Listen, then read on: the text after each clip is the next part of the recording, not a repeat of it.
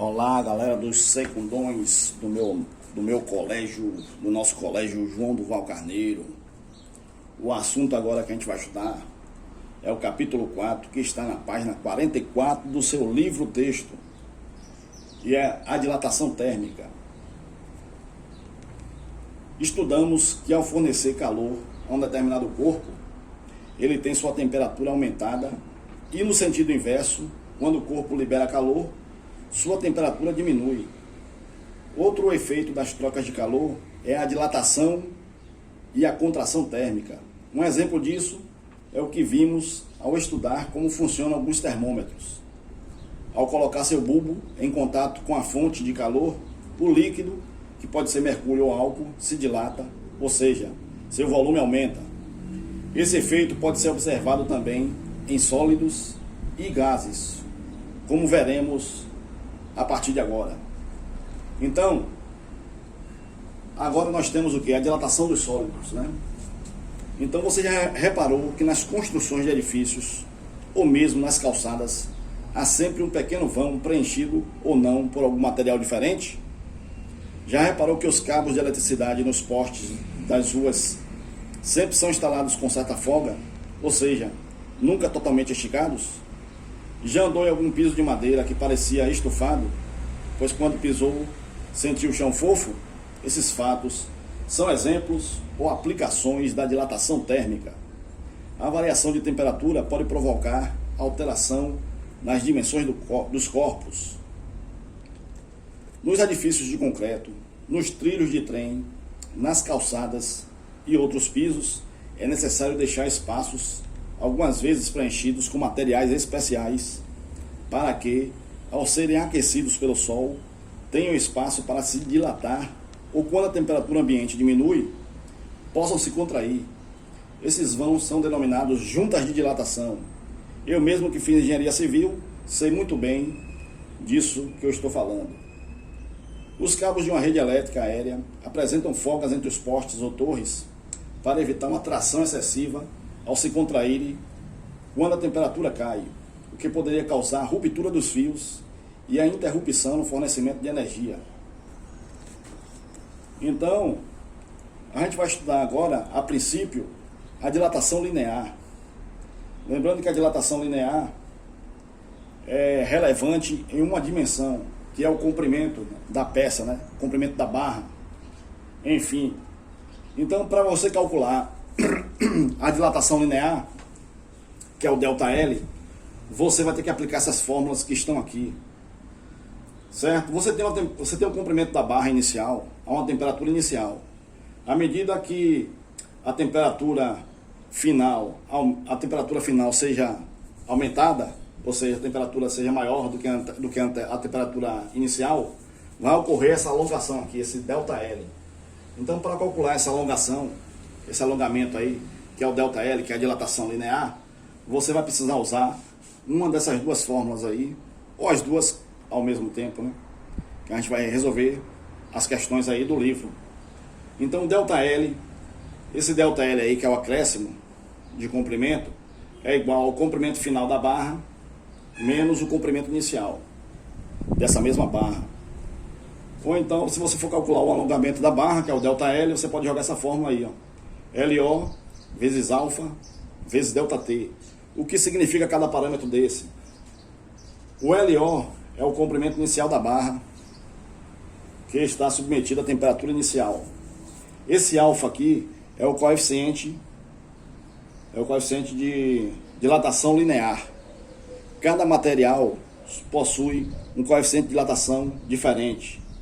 Por exemplo, o concreto, o coeficiente de dilatação do concreto é 1,2 vezes 10 elevado a menos 5 graus Celsius, elevado a menos 1. Já o coeficiente de dilatação do aço é 1,1 vezes 10 elevado a menos 5 graus Celsius, elevado a menos 1. Ou seja, cada material tem um coeficiente de dilatação linear diferente, né? Certo? Isso tudo é tabelado. Então, na questão, sempre ele vai te dar o coeficiente de dilatação linear. E o ΔT você já sabe que é a variação de temperatura. Então, automaticamente, para você calcular a dilatação linear, você vai ter que jogar essa formulazinha aí. E o resto é fazer conta. Como vocês vão poder usar a calculadora nas atividades que vocês farão aí. Então vai facilitar mais ainda os cálculos, né? É simples, como a gente vai ver aqui no exemplo 1, que está na página 47 do seu livro didático. Então esse exemplo aí, exemplo 1, que é o exercício resolvido de número 1, que está na página 47 do livro, que é esse exemplo que está aqui, é fácil, é só fazer conta, aplicar a fórmula e fazer conta. Então está dizendo o seguinte, o enunciado é: uma ponte será construída sobre o rio, mas os engenheiros não decidiram qual material será utilizado. Ela terá 100 metros de comprimento e a variação de temperatura na região onde será erguida pode ser de até 30 graus Celsius. Aí ele quer saber qual será a variação de comprimento da ponte, caso seja escolhido o concreto na letra A e o aço na letra B. Lembrando que o concreto, o coeficiente de dilatação linear é 1,2 vezes 10 elevado a menos 5 graus Celsius elevado a menos 1, e o do aço, que é bem parecido, é 1,1 vezes 10 elevado a menos 5 graus Celsius elevado a menos 1, como foi dito anteriormente, né, por mim. Então, aí fica fácil, basta você aplicar a fórmula. Só que antes de aplicar a fórmula, é conveniente que você coloque esses dados aí da questão.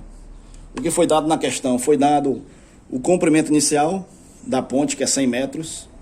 Foi dada a variação de temperatura, que é 30 graus Celsius. E ele quer saber qual é